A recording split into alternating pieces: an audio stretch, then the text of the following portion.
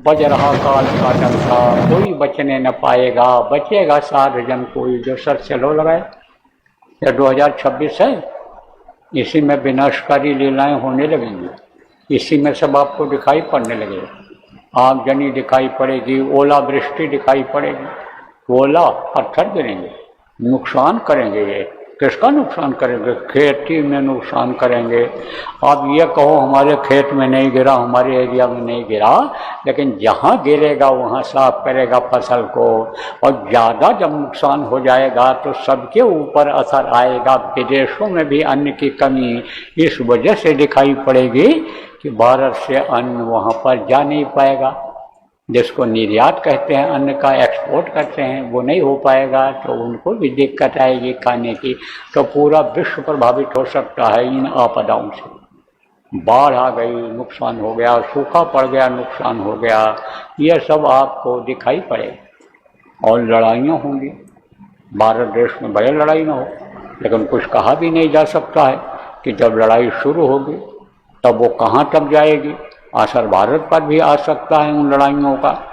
देखो प्रेमी, जंगल में आग लगती है, इनको दावाग्नि कहते हैं, तो वो जल्दी बुझता नहीं है। और एक राज्य से दूसरे राज्य से जंगल टच होता है, और एक कुछ देश ऐसे होते हैं कि जो देश से टच होता है, तो जब टच होगा, छुआ रहेगा तो आग वहाँ भी जा सकती है।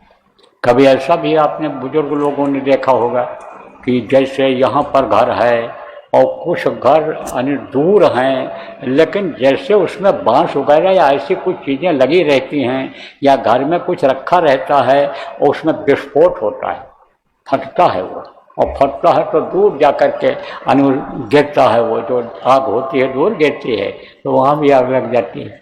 तो भारत तक आग पहुँच सकती है, युद्ध की, विनाश की। आप ये समझो, ये सब बहुत कुछ इसमें से सुनाई पड़ने लगेगा अभी आपको इसी 2026। लेकिन आप लोग अगर चाहोगे तो बहुत लोगों को बचा लोगे। अब कैसे बचा लोगे?